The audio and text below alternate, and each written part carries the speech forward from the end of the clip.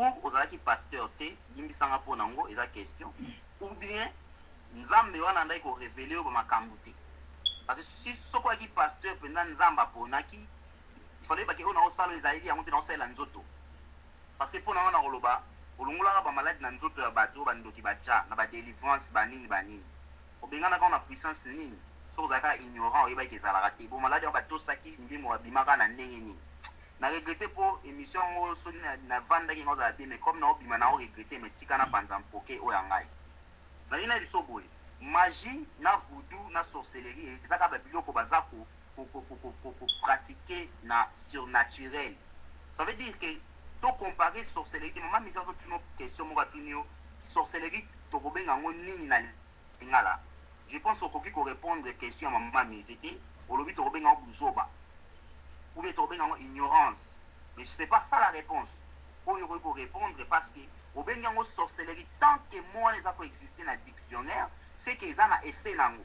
Moi je suis un chrétien, je ne parle pas ici pour naloba napesa sorcellerie moi en plaire moko boye bien valeur moko boye, mais ekomi na barisque soki omwe bino bato na nzambe ou bien biso bato oyo tovandi na kati ya lingomba tokomi kolakisa na bachrétien oyo bazolanda biso na libanda ke la sorcellerie n'existe pas, ekomi banéglige yango, ekomi danger. Moi je vais dire ceci, la sorcellerie existe. Nde mama misi abi andimi yo te parce que soko kotyango à suivre bopesaka mpe mwa batemps comme ça tokoyeba ndenge tokopanza poke olenga azala pi élevé.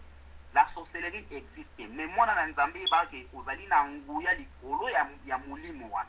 Là naza d'accord, mais koapprendre na bato te balongo na mituna bango ke la sorcellerie existaka te, c'est que bato oyo bavivant makambo wana na bomoi na bango, c'est que nayebi te soki tokoloba nini parce que nga na vivant baseni nga na vivant baseni boye bana moto asindi bango te makambo azoloba mpe makambo asala na vie ya bato eza ndenge wana.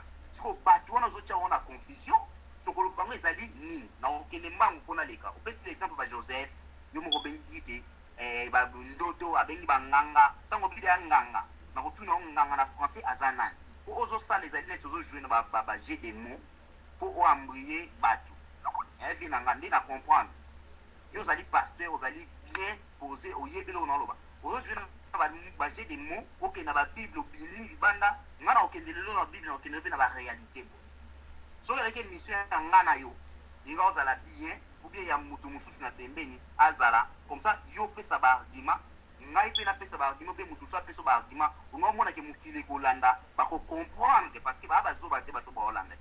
Mais comme ezali ke eloko moko mbunda moto akocontribue na kote na ye voilà tokumbama ntango binganga nganga aza nani ntango bimama balisifer naa d'accord na yo ntango beyaki bo naa d'accord na yo ntango bapesi komba serpent là ekomi entre parenthèse tokoki kodébattre ngano mpo serpent ti lelo aexistaka na forêt babengaki jamais lisifer wana eli point nakangi yango nayi nakende na ye biso boye olobi banganga bakoki jamais comment olobaki kaka nzambe moto aza partout banganga bakoki kokende te basali effet bapesaka bapoison mpa ya bato boye na boye nde elamba ya moto bamemi yango, mais sorcier akoki jamais kosala kosincarne mpo abima soki lomwa ndenge wana na papa za mwana oyebi ere moko liloba nzambe eza clair naa na temps mingi te mais nzela tolekaka na définir sorcellerie eza koexiste na kopesa oyo définition ya sorcellerie eyesanisa bamagicien makambo tu wana babi personnage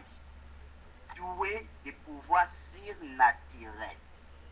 Pouvoir surnaturel eyali pouvoir oyo mutu na kati esprit na ye akomaka na niveau ya kopratique yango et balobi dû à la pratique de l'occultisme et aux relations avec les mauvais esprits. Esprit ndenge olobi ya Satan nga na kotuna question comment Lucifer aopéraka na l'ombre les mêmes azokosopere partout boye aza na bajan na ye mais bajan wana ndenge ozali na mutu na nzambe je pense que ozali na molimo na nzambe ozali d'accord wana molimo na nzambe soki Lucifer il est esprit parce que Lucifer azali mutu azali esprit ange azali mutu aza esprit soki Lucifer azali esprit so esprit wana ndenge eza na Lucifer akita na puissance na ye mobimba sur terre oyo azokombattre bato est-ce que mutu ntango akomaka envoûté ou bien mutu ntango akomaka kopratique bamagie ou bien mutu akomaka sorcier akomaka na niveau ya corps ya âme ou bien na niveau ya esprit. Pour na niveau esprit nga na kopesa yo exemple. Yo ye olobi soki obeti ndoto na yo pa ya mosala na Nzambe te, pasteur yebisa ye na lotaki nini ndoto. Mais wana yo komi kosisa bato na foi. Parce que comme komema basala Nzambe lokola ba collègue na yo, komema bango na dilemme moko be tabou moko oyo bato banda ko négliger même ba pasteur. Ozoki tra pasteur niveau moko ti ba ba pasteur ba existaka te. Parce que même yo mozana za pasteur soki ngana na tuni lobi na lotaki ni lobela nga mpona ndima ba mosala Nzambe ko pesa en réponse wana. Mais pourquoi ils ont fait cet exemple là ba ninga no mutsusu te? Kende pa pasteur seke na lotaki bo bise ndoto te seke lobi na lotaki ni ya yebisa wango. Alors yo pe siko nyo ko yebisa nga po lobi na lotaki. Donc on a une mission payée bisanga si réellement Nzamba par rapport lobi na lotaki. Au moins au kayangote. Et là ba limite musuto to me mabatu te ba pengwa. Mais to ba likambo ezali ven na katani. Soto kene Exode 7:11. Natangi ka ba de son côté, le roi fait venir les sages et les sorciers d'Égypte. Ils leur font la même chose grâce à leur magie. Ozomona ba mon sorcier et bini awa na kata passage na Bible te. Otanga la Bible nga tanga la Bible. Tant di sorcellerie. Ezali ni fait sorcier azanani. C'est clair. Problème la Bible dit OK na ba discours te ningo pesa émission. S'il vous plaît mon yaya mon vieux, oyebi ozana kata motema. Merci pour notre temps na banja. Na banja. Merci ça par contre. Oui. Merci ça s'il vous plaît. Awa ezali makambu ya ba discours te. Awa ya di loba ki la sorcellerie n'existe pas. C'est inutile au élibiso va discours et belé aucun va listifier aucun maman belé. Toi la question mon po la sorcellerie existe ou pas. On a vu que la sorcellerie existe. Mais pour na biso to mona yango, yango na vu que na tangi wana na nganga na sorcier na bato basala ba voodoo baza ko opérer na surnaturel. Surnaturel eli molimo o ya Nzambe ya kati na yo ezo peso pouvoir. Ya ko mona likambu ya ko détecter ya ko sala délivrance. Il dit surnaturel oyo estime bezo pesa pouvoir na banganga pe ba sorcier ba ba ko sala makana na surnaturel ma ile yanga na yote surnaturel ma ile mabe oyo ngai mutamukina ko mona ngo yamba baka misu 4 misu mibale. C'est ça le problème na boy boy la chuma mbaba kisindi. Merci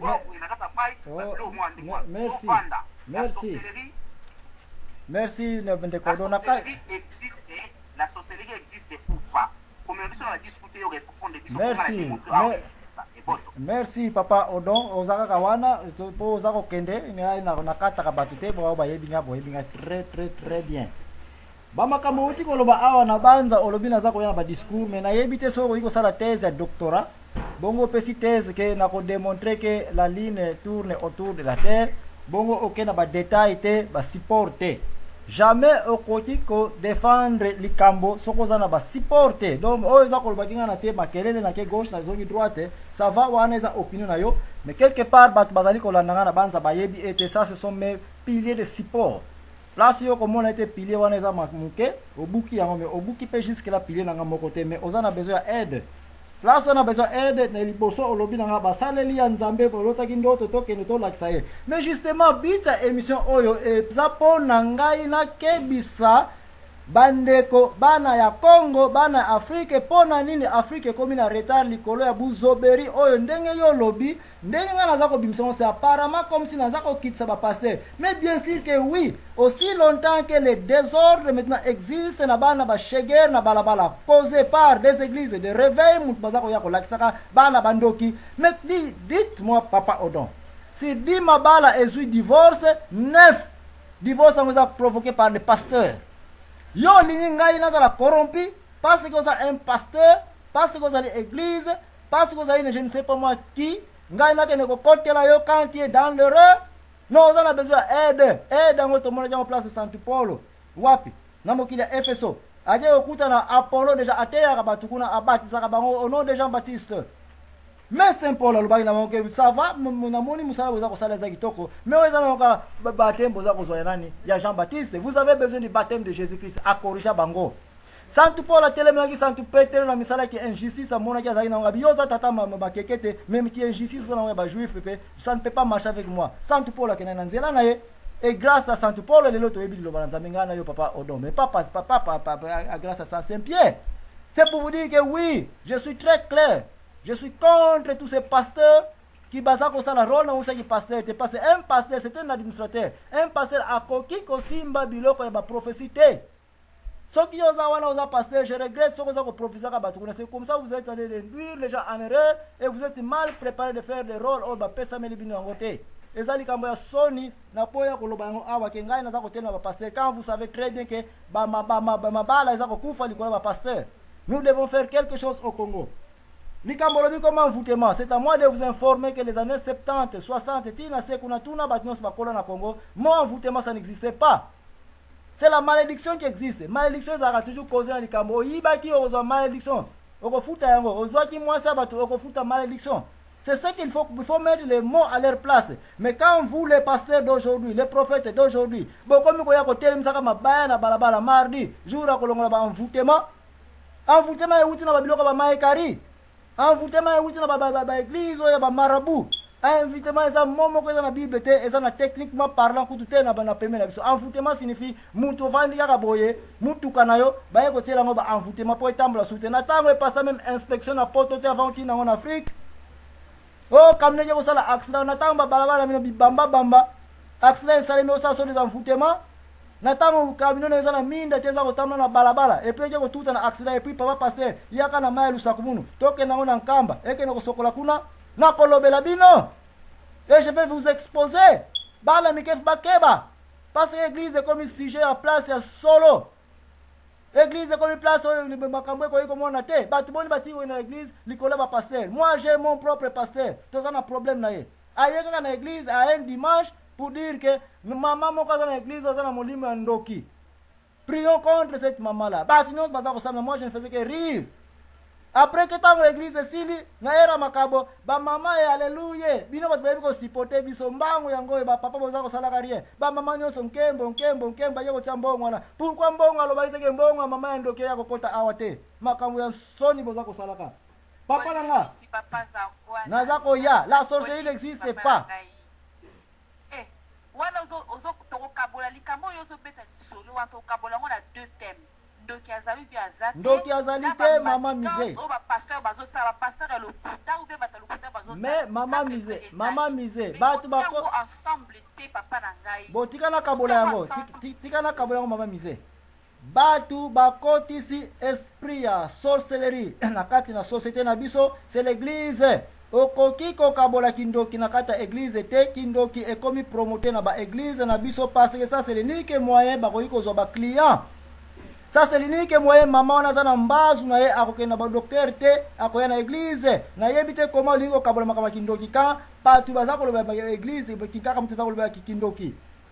Makama Lucifer olobi akoki kozala partout au monde je ne sais pas qu'est-ce que tu veux dire là quand Lucifer est représenté par ces démons. Makamso lobi awa to lobi la puissance à Satan est nini rise kaka nkole sa loba jango bien le diable l'homme la personne risée koko sa yo sala masumu po yo pe ko kwela place ye akwelaka c'est ça seulement la force de Satan yozo kanza liwaya mutu ezana intérêt par Satan mutu kufio la masumu wana nde Satan a gagné Satan fa ko sa yo d'abord na masumu simande azuyo. Oh, les camarades, au Yebisinga, il n'a pas place. Beleza na Bible, on a parlé de la sorcellerie. La sorcellerie signifie l'idolâtrie. Parce que depuis tant, il y a Baal, Balaam.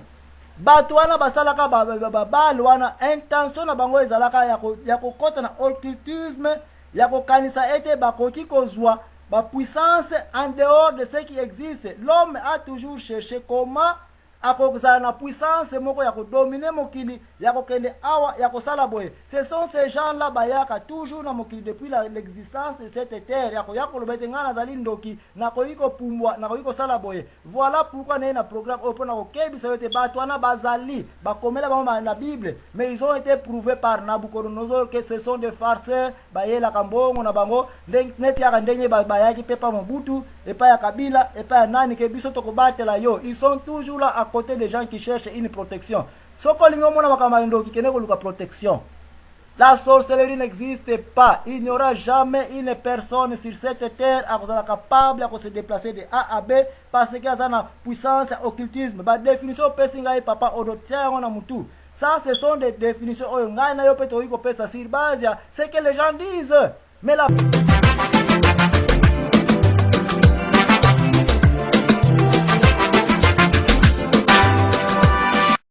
pratique, ce n'est pas comme ça.